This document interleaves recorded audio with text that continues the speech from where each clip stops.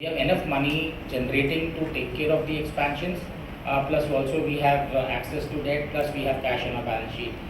So strategically looking at how do we drive the balance sheet ahead and what are the opportunities beyond what we have already seen, we will utilize the cash accordingly to drive growth for the company.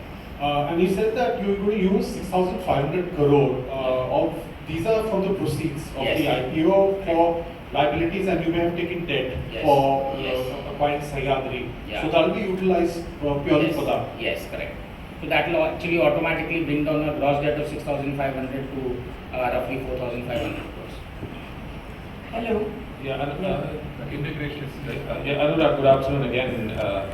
This is our fifth acquisition, so what we've done is we've actually developed a very repeatable playbook. So the first thing that we actually do in this is to actually integrate people in the culture. That's something that is very, very important because much of what we actually pay for the assets is for the people as well. Then of course the clinical programs, the rest of the processes that actually coming through. And the culmination of this entire exercise, which takes about roughly 16 to 18 months, is the rechristening of the brand. So we are a branded house, so all our acquisitions around transition into the Manipal brand name.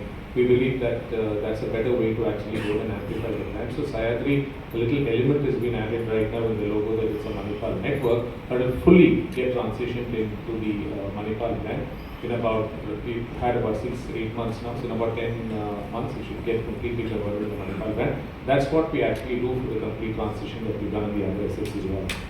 Thanks, Karthik. Yeah, myself Babita from Times Global News. My question is, as a Temasek-based backed company, how does Temasek influence Manipal Health growth strategy and corporate governance over the years? So, ma'am, like I mentioned earlier, we are a board-run, professionally managed company. Our investors, Temasek, the Manipal Group, EPG, they are represented in the board. The board does not get involved in running the company. That's why I said a professionally managed company is a differentiator for us.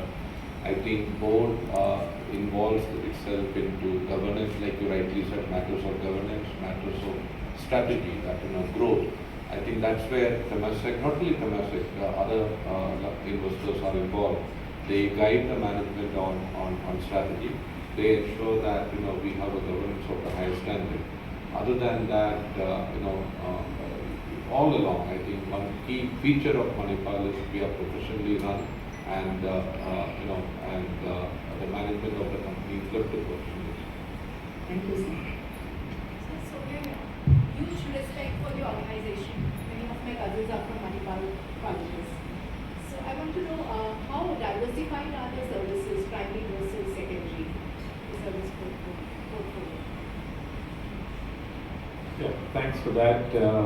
In fact, if you really look at a hospital, they run through the spectrum of, primary to tertiary. But our entire emphasis, we do believe that primary and secondary can be home to, the smaller hospitals, the nursing homes, etc.